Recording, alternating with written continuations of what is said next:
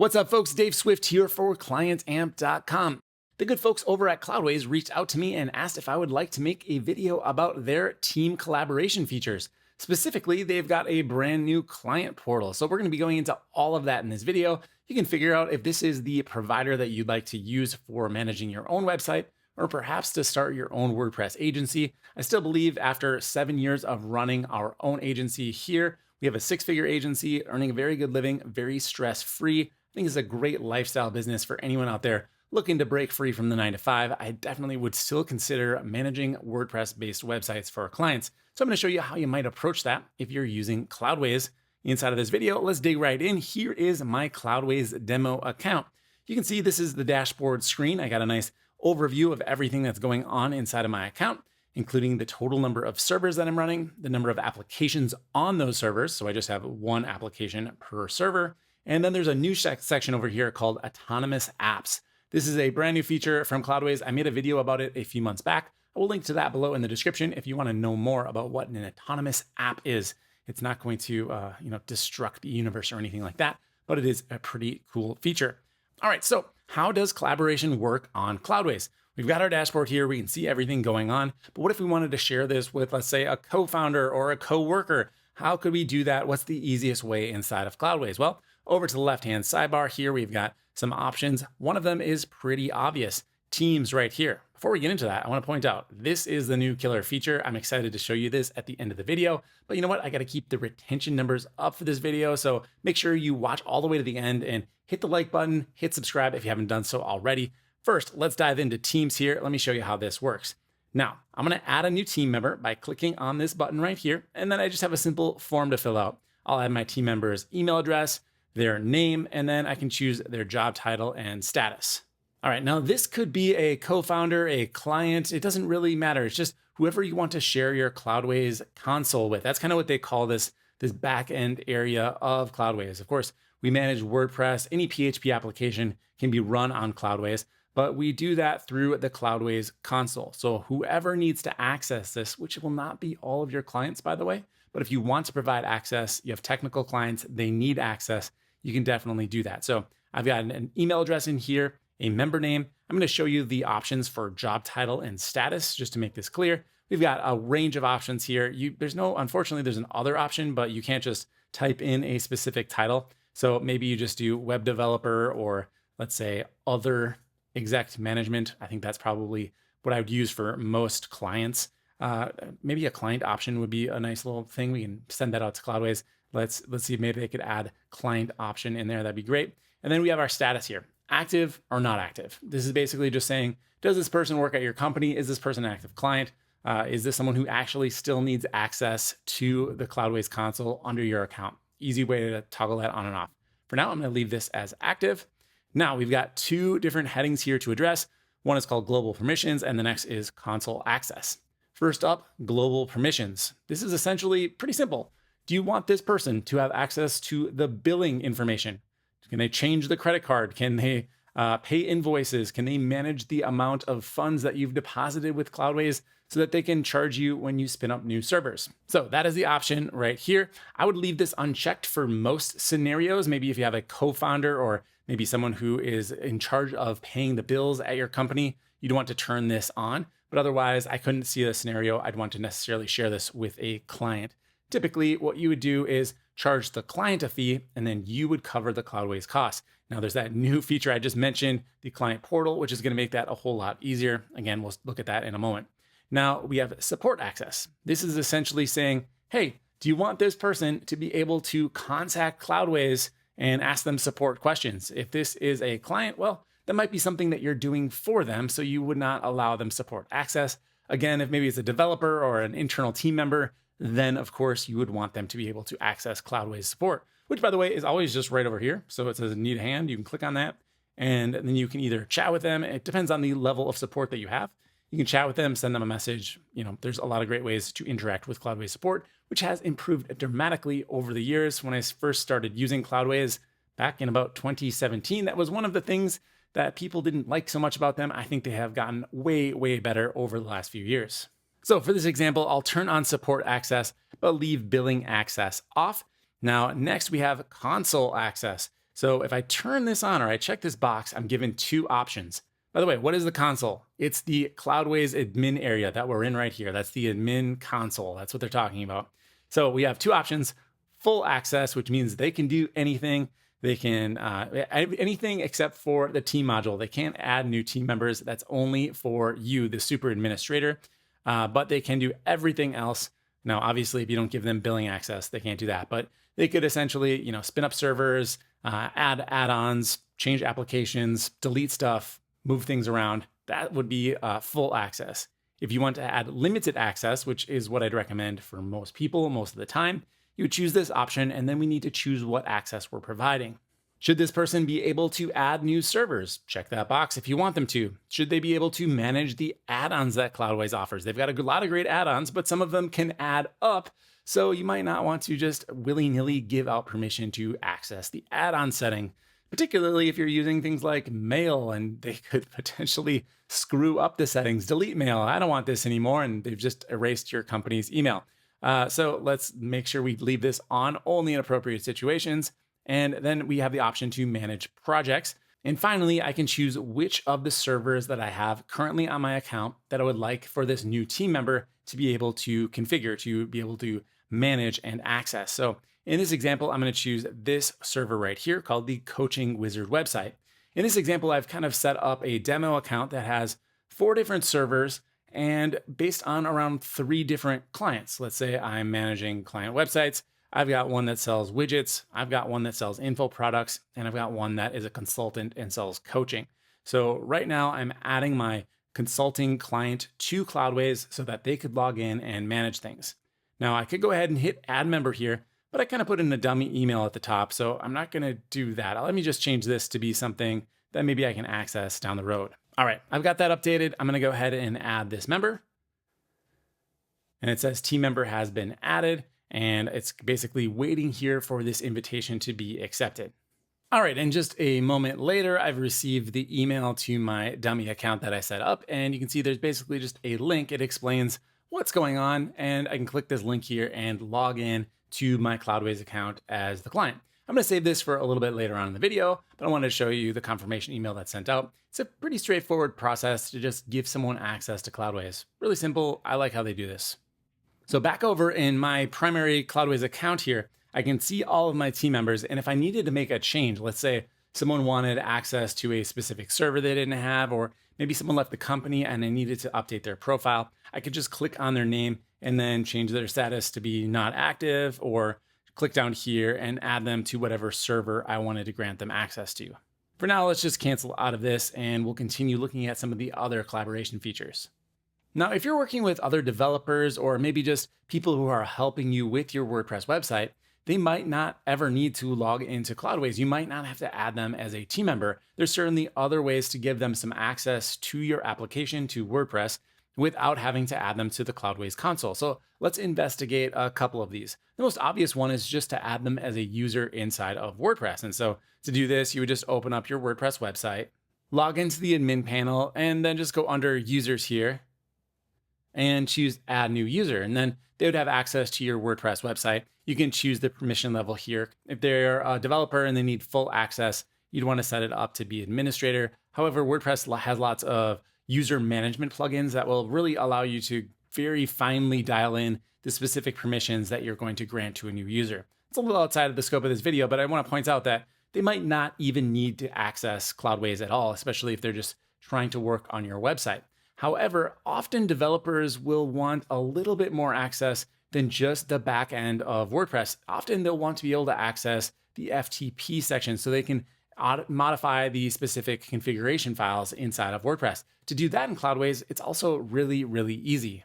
So what you'll want to do is find the application that you're working on. And again, application in Cloudways language just means WordPress, the website, the actual piece of software that's running on your server. So as an example, here's the Coaching Wizard WP application. If I click on this, I can see I've got some options over here to the left. And the important one for this situation is going to be access details. Now I can scroll down to the bottom here and I've got SSH/SFTP details. I can add a new user here and they'll be able to SSH or SFTP in and be able to modify the files on the server without ever having to log into Cloudways or even access your WordPress website at all. So you just click on the button here that says Add SFTP User, and you're basically able to enter in their username and password. You'd send that to them so they can access your website. Little tip here that if you don't want to send the password through something like plain text email and maybe they're not actually a team member, so you don't have a password sharing application, there is still a way to send off something a little bit more securely than through email, which is just terribly insecure. Never send confidential information via email. What you should do is check out a website like onetimesecret.com, which would allow you to type in your password. Never include the username or the context inside of this, by the way. Send that in a separate email and say, here is your username. I'll send you another link to access the password. You enter the password in here, and then you create a secret link. And then you share this link with your developer, teammate, whoever needs to access the website. And this will have the SFTP link in it. And as soon as they view it, it's a one-time link. So they'll get that password. They can add it to their own password management system. This is a totally free service, by the way. You just go to this website, onetimesecret.com, and that's a really great way to share things like SFTP access or SSH access. They'll never have to have that email stored anywhere. Often we can just temporarily give access to someone via SFTP and then delete that access when the problem's solved. But why risk forgetting? Just send it over one time secret, and then it's never just sitting around on someone's email server. And you end up being hacked a few months down the road because you forgot to delete that stray SFTP account. In a moment, I'm going to show you an additional way to share access to your website that's particularly helpful if you're trying to troubleshoot some type of technical issue and you just want to provide temporary access. But before I do that, I have to point out that Cloudways just added a small little feature that I'm really excited about. And it's not really related to the subject of this video, but I think it's still very cool. So I'm going to go to Application Settings here and then WordPress Settings and scroll down to the bottom. They now have something called a Cron Optimizer. All this is it's essentially turning off the WordPress cron and then running a cron on your server. Now, what does this mean and why am I including it in a video about managing teams and basically working with clients in WordPress? Often, WordPress websites rely on something called the WP cron to run scheduled actions. Like, let's say your client has a brand new blog post on their brand new website that gets virtually no traffic. They are very excited to schedule that for Monday morning at 9 a.m. and they do so. And then they come back Monday morning at 10 a.m. only to find that their website has not published their blog post, and they message you because they are very irritated that your website did not perform accurately. Well, the reason that happened is they didn't have any traffic to their website. So the cron, which is essentially just a scheduled action on a website, that never ran, and then their post didn't go out. By turning on the Cron Optimizer, well, now the site is going to automatically get fired off every single time without actually needing traffic to make WordPress do things, right? So that's the simplest way I can basically explain it. WordPress only runs their scheduled actions every time it has to do something because of a request. If there are no requests, then the actions don't get run until there is a request. So the Cron Optimizer is a great way to take that out of the equation. As it says here, this ensures that scheduled tasks run on time without taxing your server's resources or relying on visitor traffic. So definitely turn this on. And now let's talk about that last way to delegate access to your website, allow people to troubleshoot things, but not really ever put your live site at risk at all. And that is through something called a staging website. A staging website is just a copy of your website that you can use to try out new things, install new plugins, troubleshoot conflicts without affecting your live site at all, because it's literally just a copy. There's a great staging tool built right into Cloudways. I can click on Staging Management right here, launch a staging application. There's a few little drop downs to fill in. Essentially what they're asking for is, hey, what server do you want this application to run on? Because you could have the staging application run on a different server than your live website, fully insulating you from any sort of overages or maybe maxing out your server if you have low server resources. Cloning an application could put some undue stress on that server. However, I will say that when possible, cloning the application inside of the same server can be beneficial because If the configuration is a little different on a different server, well, then you're going to not necessarily be able to find what was causing the problem if the end result was the server configuration. So let's just stick with this right here. Same server. When possible, we'll clone the staging application to the same server and hit continue.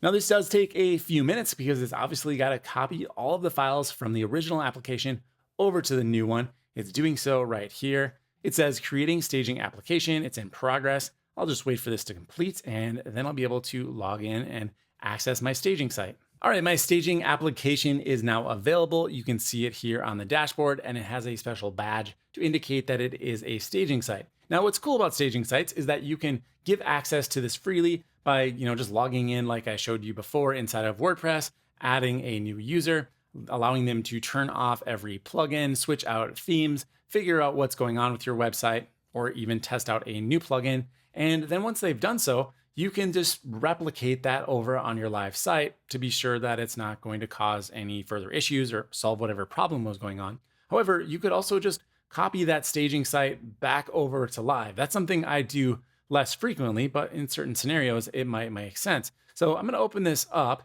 and you're going to see that I've got basically all of the same information that we saw inside of the proper WordPress website. I've got login information here, a URL. I can add SSH and FTP users here if I like. But now under staging management, I have the option to push or pull data. Basically, I can copy data from the staging site to live, which would be what I just talked about. Or if I want to update what's going on my staging site, I can copy data from the live site to staging. Let's say I did make some changes over on my live site and I want those to be reflected on the staging site. I could pull that data in, make any changes to see how the new changes will update it, and kind of just go back and forth like that. I think that is a really, really efficient way to work without ever putting your primary site at risk. Just be cautious that if you do push data back from the staging site to the live site, any changes that you make on that staging site will overwrite any data that was on your live site. Particularly if you're adding users for testing, well, those users will be added over to the live site if you just push the changes back over. So keep that in mind. It doesn't mean it's bad. It just will happen. So I want you to know about it. So how do you access this staging site? Is it going to have the same URL as your primary site? Well, no, it's not. It's got its own domain management section. Typically what you'll want to do here is if you've connected, let's say yourwebsite.com, your primary domain that you purchased on a domain registrar, you could add in a subdomain for your staging site, something like staging.yourdomain.com. That's a pretty common practice. So you just go over here, hit add domain, type in staging@yourdomain.com, hit add domain, and then you'd be able to update your DNS records if you're hosting them someplace other than the DNS made easy integration on Cloudways. However, if you don't care about the domain, you can just use the built-in domain that Cloudways provides for you. That is perfectly fine also. I will say that if you're doing this for clients, it's nice to give them a staging domain that they can remember. So staging@theirdomain.com just makes you look a little bit more professional.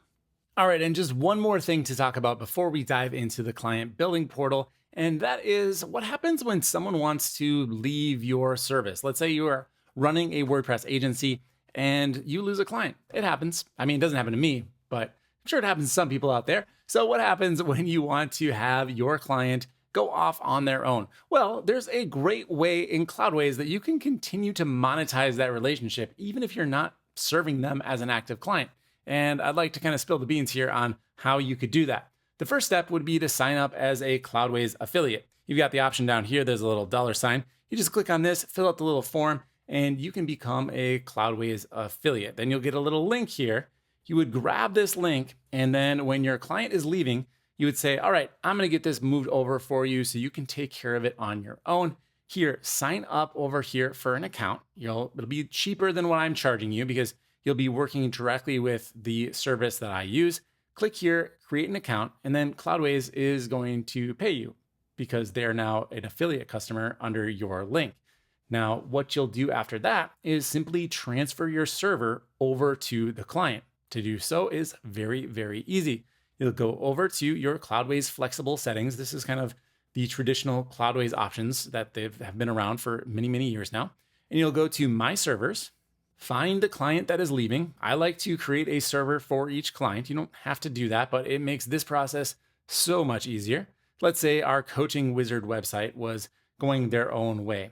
Well, what I could do is click on the triple dots over here and then just transfer this server over to my client.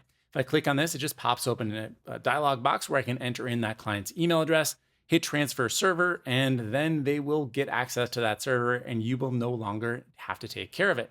Very beautiful thing because all of the settings will stay exactly the same. Just the server moves over to another Cloudways account. So they do have to have that account set up before you make this transfer. But if you send them over your affiliate link, they click it, they get signed up, you'll end up earning a commission essentially on that client, even if you're not providing for them any longer. I think that's a pretty cool thing. And there's nothing really shady or dishonest about it. Just let people know, hey, this is my referral link. So click on this when you start up an account and you'll be in the clear there morally. All right, so now let's get into the part I'm most excited about, which is the client billing portal. Right over here, we've got a new option. You can tell it's important to them, right? Because they put it near the top. We've got our dashboard, our Cloudways servers and everything, and then client billing right near the top. The add-ons, the team options, these are all down towards the bottom. The client billing is a really cool feature. So if I click on this, I can get a little more information about what's going on. I can set up my agency right here. And basically what I want to do is connect up my Stripe account, create a agency profile, and then enter in my billing details. I'm going to be able to essentially invoice clients for their server right here, all in one package. Let's go ahead and set this up. I'm going to connect up Stripe. This is what's going to be charging my clients. And now I've just logged into my Stripe account. I already had one. I'm going to choose to create a brand new business here. It's going to ask me a few questions here about my business. I'm going to choose my location. I'm in the United States. And this is a company, a LLC. We'll hit continue. I'm going to fill out some more information about my business. All right, so I'm almost done setting up my agency account here. On step 2, I just uploaded my logo. And now on step 3, I'm going to set my billing date and give my clients a set number of days to pay that bill before it's marked overdue. So I'm going to set it up for billing on the first of the month, give them, let's say, 15 days, and go ahead and hit finish setup. All right, so here is the client billing section. I've got an overview screen, a client screen, and a services screen. So what you'd want to do is set up your services first. Now, before we get too deep into this, I do need to point out that I'm currently using their free plan, but if you want to use this and scale it up to a large business, it is not entirely free. However, it's essentially free. It's very, very cheap. So I'm going to go over to this manage plan section here, and you can see that it's just $5 a month if you get your first 10 clients, and then it's $14 a month if you want to get unlimited clients. So if you get over 10 clients, you're going to end up paying $14 a month. Pretty inconsequential in my opinion. Just charge each client $1 extra and you're going to cover the costs here. I do need to note that it does not include Stripe fees, of course. So there's still going to be your regular credit card charges for when people pay your invoices. Okay, so now back to the plan here. Let's check out the services section. And here's where we'll add in all of the services that we do. So I'm going to hit add services. I'll call this one website management. I added a description in here. I said we provide hosting, support, backups, and security for your website. I will go ahead and choose the currency that I want to support. The default currency is pre-selected, but I can add up to 4 more if I'd like to allow people to pay in other currencies as well. All right, let's create this plan. All right, so on the next page, we need to go ahead and give this plan a name. I'm going to call it the starter plan. It's going to be a monthly billing cycle and $199. If I wanted to add another option here, I could certainly do so. I could say starter annual. I'll make this yearly. And instead of $199, I'm of course going to charge $19.99. So that'd be a single payment for an entire year's worth of service. And you can continue adding more and more plans here if you'd like. Go ahead and hit the preview button. Everything here looks good to me, so I will create the service. All right, so my service has now been created. The next thing I wanted to do is add a client that, of course, can sign up for this service. So let's go over to the client section here, and I'm going to add my first client. I can fill out my client's profile here with their name, their address, their contact information, and even set up the tax rate if I need to collect taxes on the service that I'm providing. I'm going to hit create client. And here we go. This is my client, Joe Consultant. And if I want to assign a service to them, I would just click right over here where it says assign service. Choose the service that I'm providing, choose the payment plan, and then hit assign service.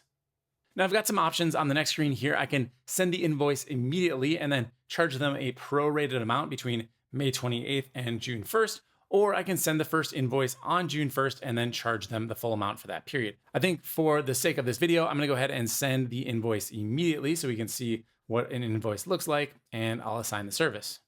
Okay, so now under clients, I have Joe Consultant with one assigned service. Here's what the invoice looks like, by the way. You can see that it's got a nice little button to pay the invoice. It says exactly what it is for. This is the prorated amount, so that was done correctly. And there's also a PDF attached so that your client can have a PDF record of what you've invoiced them for. And then billing details, there's the option to turn on reminders so that if you want to make sure to send reminders if one-off invoices haven't been paid, you can do so. You need to toggle this switch on and then go to add reminder, and you can choose the frequency at which you send the reminders. You can add as many as you want here. Now, inside of this overview screen, as we start to charge more and more clients, it's going to become more helpful because we'll be able to see our reoccurring revenue. There'll be a chart here that fills up with a monthly reoccurring revenue. We've got our services listed here, so we'll see which services are going to be most profitable for us. And then we can also see which clients are spending the most money. There's a top client section as well. Obviously, this is a brand new account, so it's not populated, but having a nice little visual dashboard of your financial situation can be a really comforting thing if you're running your own agency. All right, so last thing I'm gonna do is just log out of my Cloudways account, and we will log in as that team member that we added earlier on in this video and check out how that works. So I'm logging out. Back in my email, I'm going to click to activate my account. I'll hit activate, and now I've successfully activated the account. I still need to sign in. All right, so let's log in. All right, and remember, we should not have access to everything we saw. We should only have access to that one coaching server that we granted access to, and that is in fact what we see. But otherwise, it looks pretty much like what we saw before, right? It's not a crippled version or an altered interface at all. It's just only providing me access to what I was granted access to. So I've got my apps here. I can see the staging site. Everything inside of the application and server settings is available to me. I can look at the SSL certificate, head over to the server, manage security at the server level. And remember, I allowed myself to be able to access support, so I can click over here to message Cloudways support as well. So that all works perfectly. All right, so that is team management / collaboration / running an agency using Cloudways. A lot of really powerful tools here, but all very, very easy to use and understand. If you have any questions about Cloudways, drop me a line below. My name is Dave Swift. Make sure you hit like and subscribe if you haven't done so already, and I'll see you in the next video. Thanks for watching.